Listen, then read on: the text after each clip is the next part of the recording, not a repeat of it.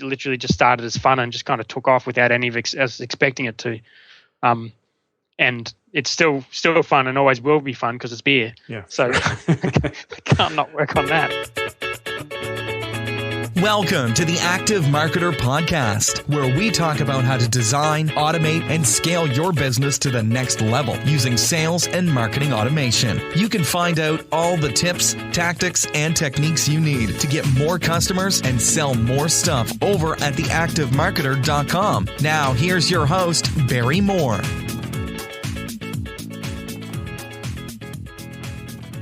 Hi, I'm your host, Barry Moore, and this is episode 3 of the Active Marketer Podcast.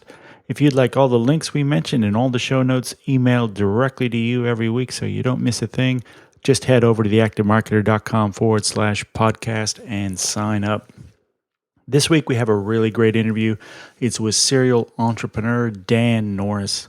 Dan's the founder of WPCurve, a WordPress services business, and he's been a serial entrepreneur for years. He's had some successes and he's had some failures. But the great thing about Dan is he's always open with sharing all of those things.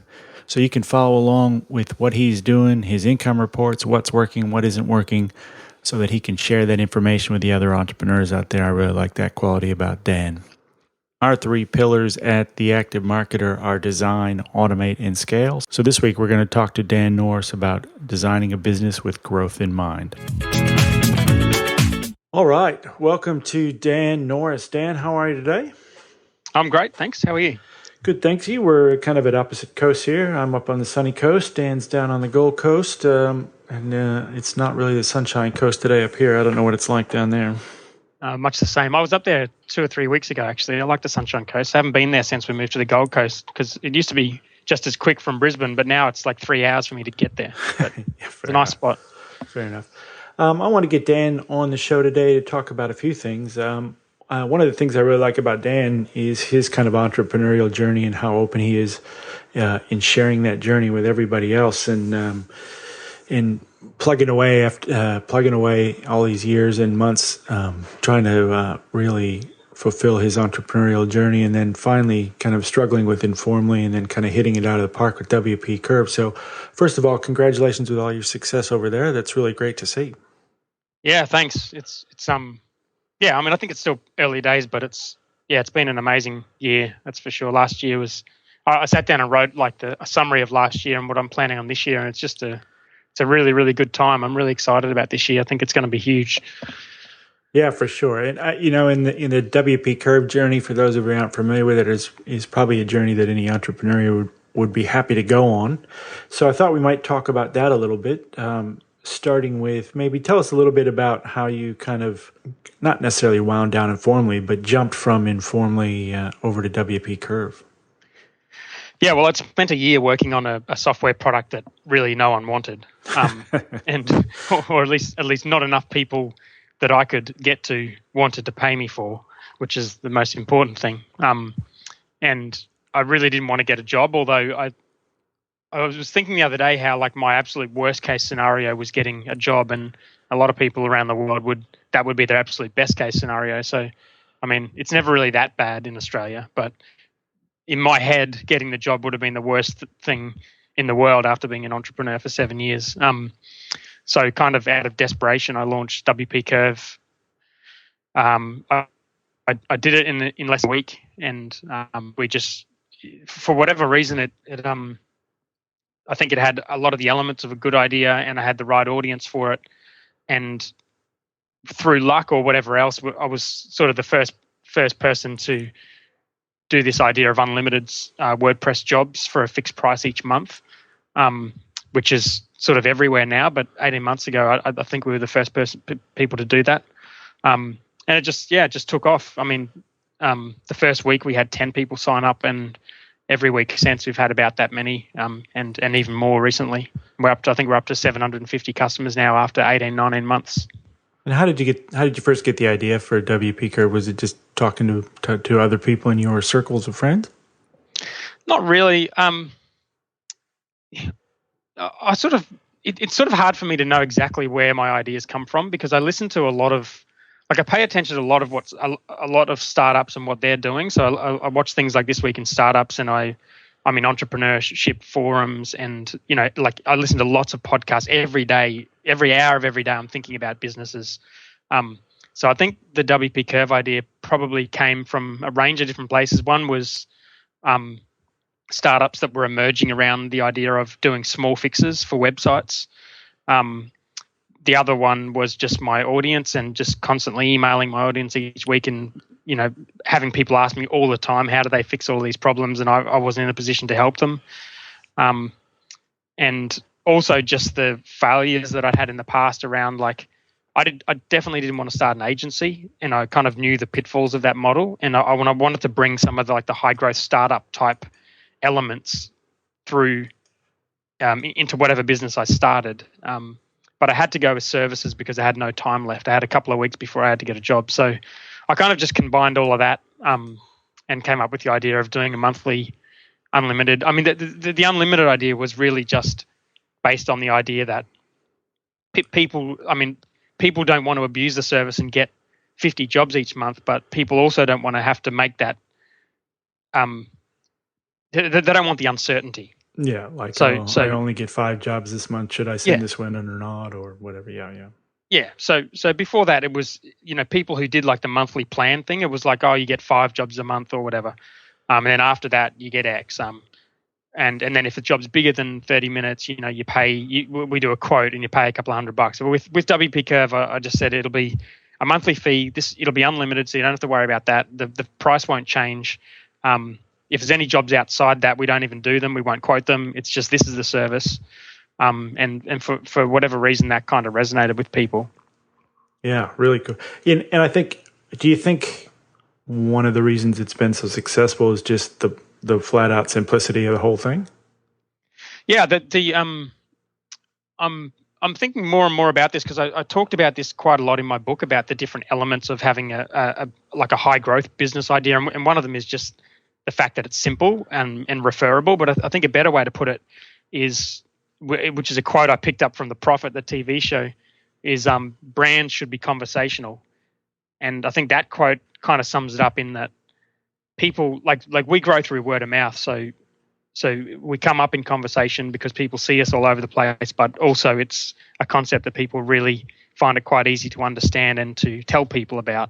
So it's a simple brand with a simple idea. It's very easy to understand. I was looking at a post yesterday about the top 100 WordPress-related companies or something, and the description of what WPCurve was shorter than pretty much everything else in the list. Well, I think that's really quite simple. It's easy to explain to somebody. Oh, what do? Oh, they just look after your WordPress site. 30-minute jobs, $69 a month. And when you hear about that model, you're like, well, yeah, of course. Is nobody else doing that? Oh my God! What a brilliant, what a brilliant model. Well, a lot more people are doing it now, but yeah. Yeah, for sure. So, and as you said, you were a bit under time pressure there to get WPCurve off the ground. So, did you really kind of design it to be scalable from the beginning, or was it just like, oh, I've just got to get something out there and I'll figure the rest out later? No, I mean, I would have gotten a job before I went back and started a business that I couldn't scale. Yeah. So and I mean, grow might be a better word than scale, because at 750 customers, we're hardly like a high scale business. But I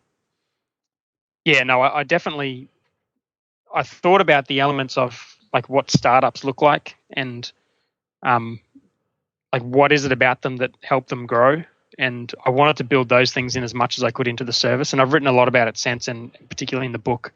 But at the time, I sort of thought, well, you can't run a services business in the way that you run a startup, because services just can't be scalable. But once I really thought about the different elements of what a scalable business looks like, then I just sort of built those elements into the WPCurve. Things like making sure we have only really predictable, like recurring revenue, making sure we only do one small thing and don't be all things to all people, make sure we have a really referable message like we talked about before, make sure that we're fundamentally profitable, which is, I did a really basic calculation of how much I thought it would cost to have a customer, to look after a customer for a month, and then I doubled that to work out the price.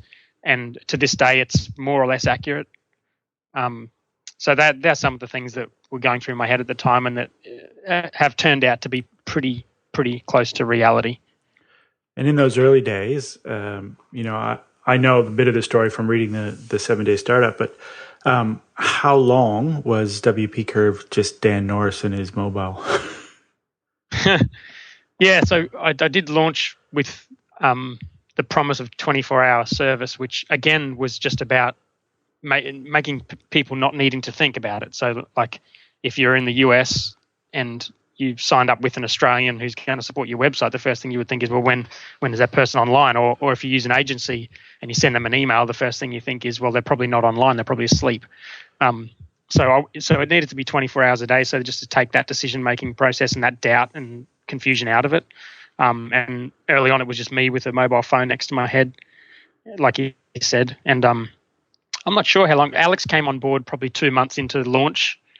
Actually, it might have been less than that. It might have been like a month and a half or something into when we launched. And from that point, he looked after the US time zone, and I looked after the Australian time zone. And since then, we've hired staff to do all of that. But back then, it was just me and Alex manning the chat. Aside from you and Alex, when did you get your first kind of support person? Well, I actually had a developer Okay. working for me before I started that was part of Informally and even part of my agency from like 3 years before. He's worked with me for years. So I had him, which is good because otherwise I wouldn't have been able to actually fix any of these problems that people were submitting. Yeah, fair enough. And he's our lead developer, and it's just really fortunate that I already had him because he's like the guy that we go to when no one else can solve the problem. And it's lucky that I had him, to start with, rather than having someone who needed to escalate problems. But then again, I mean, you could call it luck, or you could call it, I'd had him for years, and I'd gone through a lot of developers to find him, and I looked after him. So. And how long was it before you put on your second developer? That's a good question. I don't know.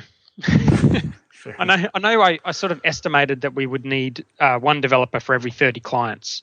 Right. And initially, and that's turned out to be more or less true. I think it's about one developer for every 25 clients at the moment. But because Andrew was so good, he was able to get through a lot more jobs than a typical developer. So I think it was maybe like maybe we got to 50 customers or something. So maybe a couple of months before I needed to go out and get more developers. Cool. So what other issues or bottlenecks did you run into in the beginning? There wasn't really. I mean, in the beginning, we didn't really have any issues that we don't have now. All of the issues, really, we only have 3 issues that I can think of. One is constantly trying to work out how to improve the service. The other is hiring in the US time zone. It's easy for me to hire in Asia Pacific because I've done that before, and I can get good developers in places like the Philippines. Yeah. But hiring in the US has been more difficult. And the other is retention. How do we keep people who sign up to get a problem fixed? How do we keep them paying each month and giving them value each month? So they're sort of the 3 things. I mean, retention I didn't really think about too much for the first 6 months because it wasn't really clear that would be something I'd have to worry about. We found a good developer pretty early on in the US, but we haven't really found too many more. And the service quality, again, as we grow, we've grown to 31 people in 18 months. That just becomes a harder problem to solve the more you grow. But these have kind of been themes that we've been working on for a while. So have you grown into having multiple layers now, or like are there team leaders, or is it just you and Alex and then all the developers? No, there's team leaders. Alex has Julie, who is the team leader over in the US, and then I've got Michelle over in the Asia Pacific area to manage that team. Sorry, to manage the Asia Pacific team. But even that is probably too much because we're sort of getting up to around 15 developers online at any one time. So it's sort of tough. We're sort of stuck between a traditional and I guess between a traditional business and a 100% remote business, and there's different things that work for those type of businesses, and we're sort of in the middle trying to work out what we do. Like, do we do one-on-one team meetings with every individual staff member, or do we just communicate via Slack? Do we have a traditional management structure, or do we have a live management structure where whoever's online at the time fits into a certain structure when they're online, and that might change depending on when they work. Those kind of things are issues that we have to deal with because we run 24 hours a day and because we're 100% remote, and we're still sort of figuring all that stuff out.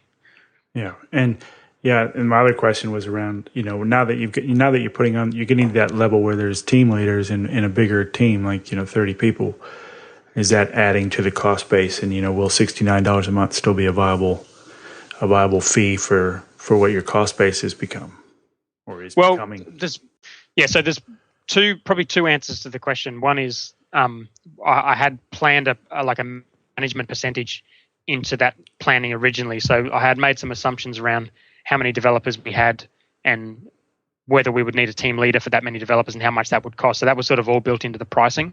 But the other thing, there's a few things that have happened since that will put our costs up. One is we're thinking about having people to do, we're thinking about a bunch of different changes. One is a higher level plan that gives people something that they're not currently getting on the standard plan. And that will, to run that higher level plan, it's going to cost us more, and therefore the price will be higher. But I'm still hopeful we can keep the $69 plan. But the other thing is, the way we structure the service at the moment, you can just sign up for 1 month and then leave if you want to. And that has a big impact on retention and who signs up and why they sign up. So that's probably something we'll experiment with to see if we can work out a better way of doing it than that.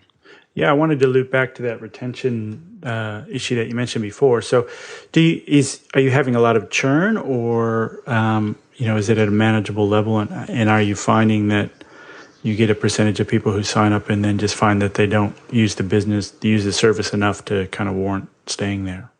Well, probably yes to all of those questions. Right. The churn is pretty high, but at the same time, churn is a really complex thing to measure, and we aren't really doing a very sophisticated job of measuring it at the moment. For example, if someone signs up and they just completely misinterpret what the service is, and then the next day they cancel, then that's considered churn in our calculation. Whereas that's probably a totally different problem than, are we actually providing value to our customers long term? That might be a problem with the copy on the website, or maybe it's too easy to sign up, or it could be a bunch of different things. So I guess the first answer is churn is a complicated thing that we're still trying to measure and work out. The second question about whether or not it's a problem, when we're growing as fast as we're growing, it's not a problem because we're growing much faster than we're churning. Yeah. But I think if you took churn out of the equation, we're probably growing by 20 to 30% per month, which may not be sustainable forever. So at some point, we're going to have to get it under control. And the third question about whether people request jobs and then figure they don't need the service anymore, that's probably broken up into two scenarios. One is the customers who will still keep the service because they see it as insurance, and when they do need it, they know we're there, and they know they're a customer of WPCurve, and whenever they have a problem, they can ask one, even if they don't ask for something each month. And then there's other people who sign up, and if they're not using the service, they will leave. And that again is a complex problem. It might be that they're the wrong customer. It might be that we haven't done a good enough job of suggesting jobs to do for them, or maybe we're too generous in allowing people to leave every month. It's quite a complicated thing that we're sort of working through and testing different options to figure out what like a happy medium is. Yeah, are you tracking at a customer level how many jobs they submit? I guess you would in Help Scout or something. Is that right? Yeah, part of our struggles at the moment are we're still trying to find a full-time systems developer. We're building our own system. We've got our own dashboard for analytics, and we've got the beginnings of a system for clients to log into and for us to really be able to offer a much better support than you can with an off-the-shelf help desk for this type of business, because our business is a bit weird. It's sort of in between help and projects. Yeah. Like there's plenty of project systems, there's plenty of help systems, but there's nothing really in between. And so I think we need our own system, and we're working on that. Part of that is getting better metrics. We have a pretty basic understanding of, like, on average, how many jobs people request and how many total jobs we do, that kind of thing. And we've analyzed manually churn customers versus staying customers, and how many jobs they request and what sort of businesses they have and all that kind of stuff. But there's nothing that's really jumped out as being a really easy fix to kind of making everything perfect. But I think it's kind of like an ongoing thing that we have to work on.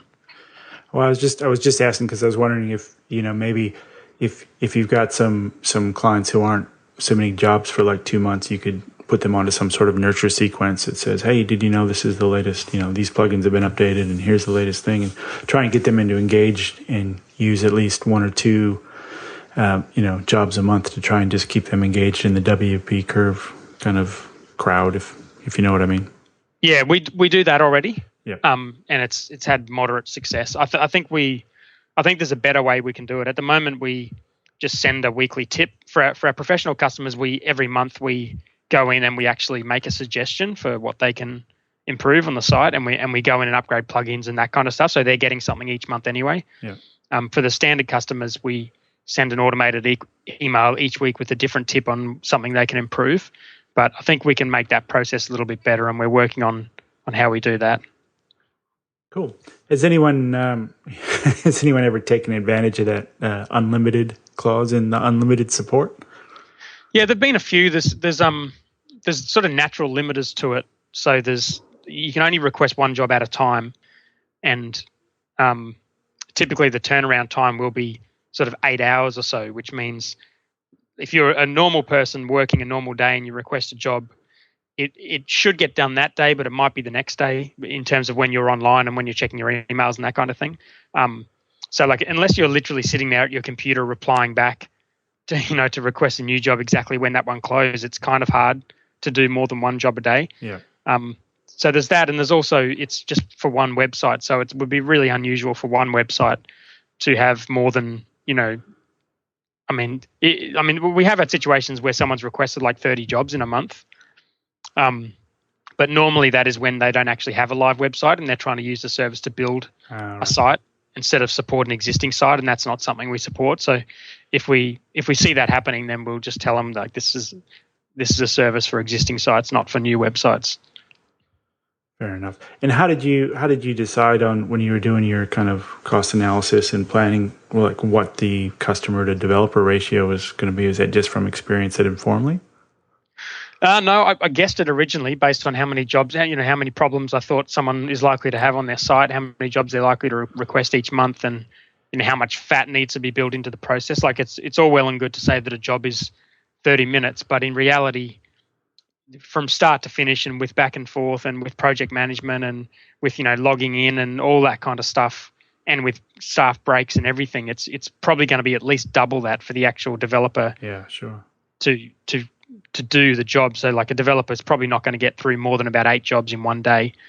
And looking at how many jobs, how many issues you typically have with a website, and I guessed what it would be. And now after guessing it originally, what we do now is we look at the response times, and if we're slow, if we're below 8 hours, then we'll hire again. And if we're really fast, then we don't need to hire again. But so far it's been around 25 to 30 customers per developer. Just looping back to that metrics bit, what do you consider your key metrics for the business? Well, we probably have metrics for different things. But the main thing I'm looking at the moment is, we have monthly recurring revenue growth, which is what we report on in our monthly report. Yeah. So that's, just a basic financial thing. We look at growth, and I was just as excited when we were doing $3,000 a month, but we were growing by 10%, as I am now. We're doing $57,000 a month or whatever it is, and still growing by 10%, because the market is so big that if we can keep growing, it's going to be so much bigger than that these numbers are all going to seem minuscule anyway. Yeah. So I focus on growth, not so much revenue. In terms of the internal metrics, the one we probably focus on the most is the level of customer unsatisfaction, which is when someone closes a ticket, they click a little thing to say if they're happy or not. And if they're not happy, it means we've done something wrong. So that's the number that I look at to try to improve. And then we also look at response time. We have a sequence. So all of this is automated/delegated in our system that we use to communicate with staff, Slack.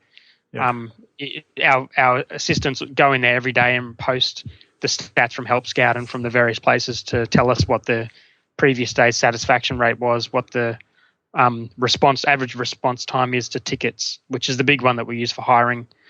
And I mean, there's a whole bunch of other things that we're going to look at once we can build our own system and get the data in there. But churn is one thing we look at in our current dashboard. We look at website visits and conversions. They're probably the main ones. With that unsatisfaction rating, is that just a survey that's coming out of Help Scout or whatever at the end of the job? Well, we do about 4 different things. Well, maybe 5 different things to work out if customers are happy. The first is every job, they have a link at the bottom of the job that says, "Are you happy? Yes, no, or okay," or something like that. Or how happy are you with this ticket? Very happy, satisfied, or unsatisfied. So that's the basic satisfaction metric that we report on in our monthly reports. Then we did an annual survey at the end of the year to ask people a bunch of open questions about what we could do differently. We have a net promoter score that goes out every quarter that asks people whether they'd refer us, and if so, why, and if not, why. And then we're also planning some customer development interviews where we chat with customers. And then also just the general feedback that we get as part of running business, whether it's via social media or email or by the Slack channel. We have the tweets automatically coming into the Slack channel, so all the teams see them. So all of that kind of goes into whether we think customers are happy, and churn as well, if people are staying, if they're leaving. Yeah, Slack's a great tool, isn't it? I love Slack. Yeah, we're pretty heavy users now. We've got, I think, 30 odd people in there, and a whole bunch of different channels and a whole bunch of automation set up to do different things. So yeah, it's been great. It's very cool. So back to the early days, are there any lessons you learned that you weren't expecting? Not really. I think the lessons I learned were that I captured in the book are really about what I did wrong before starting WPCurve and what I did right starting WPCurve. Not to say I did everything right. But they were probably the most lessons. And WPCurve has gone very well, so it's kind of hard to say, we stuffed up this many things. But in terms of other businesses, I think the main lessons were just launch quicker, get paying customers quicker, focus on paying customers and not other entrepreneurs or other assumptions or what people are telling you, they like about your idea. Focus on branding and that thing about brands being conversational, so having like a really simple product and a brand that people can talk about and refer. Probably being patient as well. Like a lot of the benefit I'm getting now through all of my different businesses and content and whatnot came because I spent that year with Informly creating lots of content and not really getting any financial results, but being patient enough to wait for that momentum to build up is important, especially with something like content marketing, because it's just not the sort of thing that returns straight away. Yeah, for sure. So that's something that I've definitely brought into. Like I'm working on a business at the moment called Helloify, which is a customer support live chat app. And now previously I would have launched something and been really disappointed if I didn't get 10 paying customers in the first week, or if I put up a bunch of content and I didn't get a bunch of people signing up to emails. But now I think, especially with the content, I'm much more patient. I kind of realize it's going to take a long time before the content really starts to return its value, especially with stuff like Google indexing the site and starting to see it as an authority. And like with WPCurve, the majority of our traffic now is from posts that were written a long time ago, and we start ranking in Google because the site's got authority, and we have like a handful of posts that drive the majority of the traffic that sort of over time have become valuable. So definitely be patient, especially with content. I was going to ask you that. Have you done any paid advertising for WPCurve, or is it all kind of content marketing and word of mouth? No, the only thing we do is we have a really small ad roll budget, which is like $50 a month or something, which is retargeting. Does that work I don't well? really. I couldn't even tell you. I think it's like it's switched on, and I don't really check it, and I just couldn't be bothered turning it off. But I haven't increased the budget because we don't really need more people to sign up. But at the same time, I like the fact that we've got it all set up, and it kind of can't hurt for people to be seeing the WPCurve brand occasionally and it's costing us next to nothing. So I just kind of leave it on. But I sort of made the decision that our funnel is about word of mouth and content and press, and they're the things we're good at. We're just not really particularly good at paid advertising, and I don't really want to be either. Yeah, and I think you hit the important word in that sentence is occasionally, man. I've seen people doing retargeting, and it just shits me.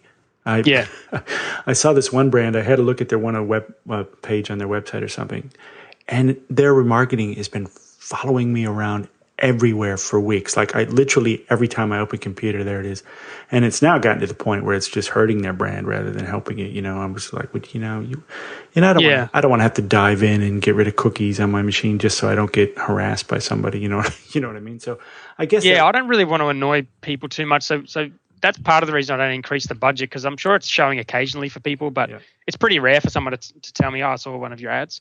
But a lot of the time it's kind of showing to, like I see a lot of retargeting ads for services that I already use, like Infusionsoft's one example. Like they're always trying to sell me on signing up for Infusionsoft, but I'm using it and promoting it for years. Yeah, so it's retargeting, and they're ringing me and they're emailing me, and I'm like, I'm already a customer. Please stop. Yeah. The other thing I wanted to loop back to there is Helloify.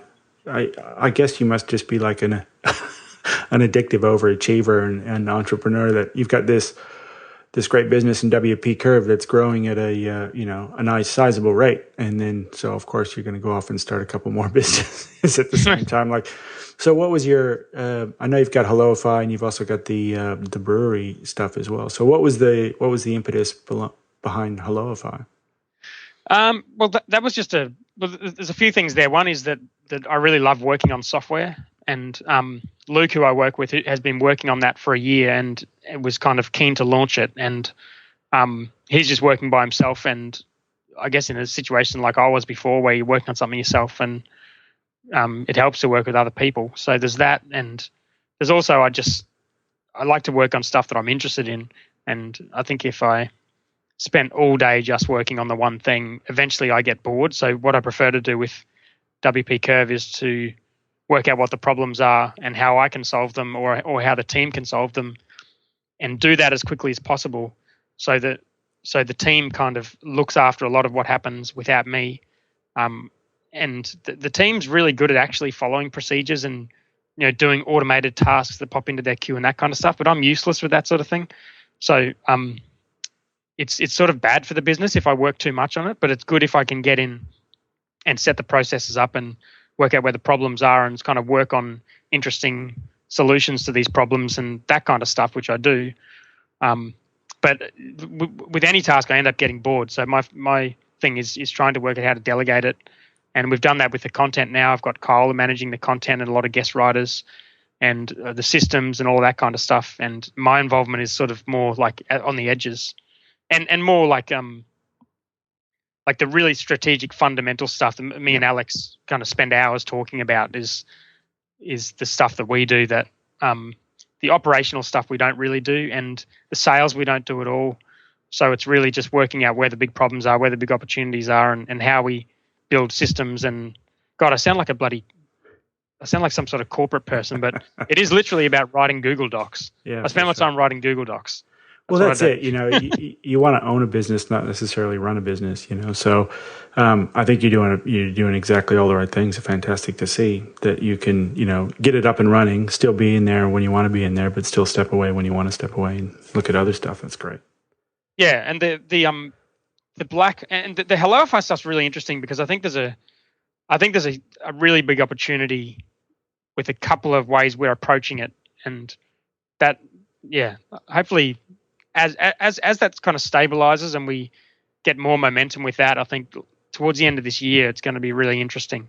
But it takes a long time to build and to market and to create a brand that people know about and care about. So I think that one's going to be really good. And the beer stuff is literally just started as fun and just kind of took off without any of us expecting it to.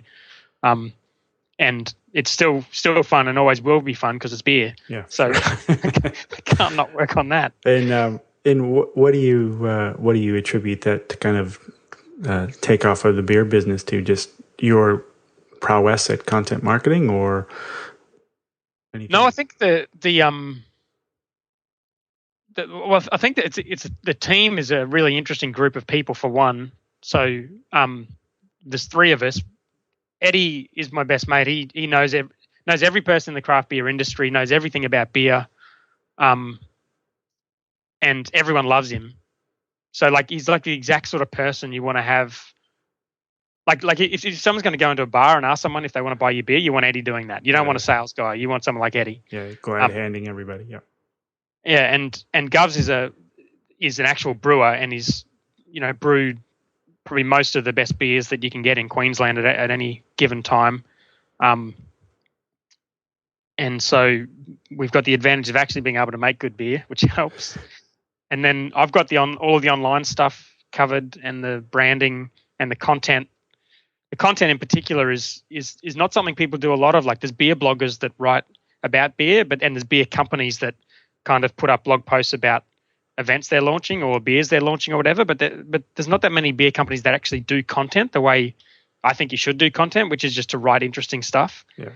And so it's just been a really good combination of three completely different skill sets, and every step of the way, it's kind of resulted in magnified results that you wouldn't get if it was just kind of one person chipping away doing something. Very cool. I'm looking forward to getting down the Gold Coast soon and having a glass myself. Well, I'd say there's a good chance we'll be at a bar up the sunny coast next year. So. Oh, cool. Very cool. Well, give me a shout when that happens. We almost ended up there this year, but next year I think there's a very good chance. Looping back to WPCurve for a minute. So if you were starting it again, knowing what you know now after, a year and a half or so with WPCurve going, anything you would do differently, or do you think you used those 7 years of entrepreneurial incubation to get it right the first time? Yeah, I don't think there's anything I would do differently. I mean, there's things we've changed since starting, including things as big as the name, because the name was different when I launched it. No, what was it when you launched it? It was WP Live Ninja. Right. Yeah, and we changed that. But I don't actually think I would go back and change that. I think it was like a well-timed thing. It was a good idea to change the name when we did. It was a good idea to launch really, really quickly without stressing about the name when I did. So I don't actually think there's anything I'd really change. Yeah, for those of you who don't know what book we're talking about, it's Dan's book, The 7-Day Startup, and I just finished reading that a couple of weeks ago, and it's a fantastic book if you're thinking of launching a business or if you're just an entrepreneur in general. One of the big things I took out of that book was, don't waste time solving problems you don't have yet. Yeah, so, and that's probably part of my answer to this question, in that there's things that we do now, like we've got a help desk system and we're building our own system and all this kind of stuff that arguably you could say we should have done at the start. But to me, the way we did it, in that we were just lean and we just solved the problems we had, knowing that we would have to solve this one eventually, but we solved it at a time when we had to, is a better way to do it. Yeah, for sure. It's easier to solve when you got a monthly recurring revenue of $50,000, $60,000 than when you don't have any. Yeah, so it's always good. But it gets you focusing on the right things too. Yeah, for sure. I think when you're first launching, that you really probably don't want to be focusing on what help desk system you're going to use. Yeah, for sure. All right, Dan, I really appreciate your time today. We might wrap it up there. Anything you think I should have asked that I didn't? I'm never very good at answering that question. I'm only ever good at answering actual questions. So Fair enough. I think you did a good job, and a much better job than I could have done if I was talking to myself. All right, Dan. Well, if people want to know more about any of your businesses, where's the best place to find out? Yeah, well, if you want to read the book, it's on Amazon. Search for 7-Day Startup, or just look in the startups category. I've also got a Facebook group. If you put 7-Day Startup into Facebook, it should come up. And there's, I think, 1,100 people or something have joined that since I launched the book. So that's a cool way, if you think of launching a business, to go in there and get a bunch of advice from people who have either done it or they're currently doing it, and me included. And then just all the different websites. I think people probably won't remember them if I mention them here, but maybe you can just put them in the show notes. Yeah, I'll link to everything we've mentioned in the show notes for sure. And I want to highly recommend the 7-Day Startup as well, whether you're an entrepreneur or even just in a normal kind of more standard bricks and mortar business. It's definitely worth a read. And I really enjoyed it, Dan. It was great. That's great to hear. Thanks for saying that, and thanks for having me on the show. No worries. Thanks, Dan, and we'll see you online. Okay, goodbye. All right, I'd like to thank Dan Norris for coming on for that interview. He's always so generous with his time and with his information, and he's a great person to follow if you're an entrepreneur and you're looking to grow your business as well. If you want to see Dan in person, you can catch up with him in Sydney at Superfast Business Live event in Manly on March 5th and 6th. And I'll be there as well, so if you see me walking around, just grab me, say good day, and we can have a chat about marketing automation. If you enjoyed the interview, please share it with a friend or leave us a review on iTunes. If you have any questions, comments, or anything you'd like to see on future shows, just leave us a comment in the comment section right below the show notes. And you can find all those show notes over at theactivemarketer.com/Dan Norris. So see you next week for another really great interview. Thanks, everybody. Thanks for listening to the Active Marketer Podcast. You can find the show notes and all the latest marketing automation news over at theactivemarketer.com.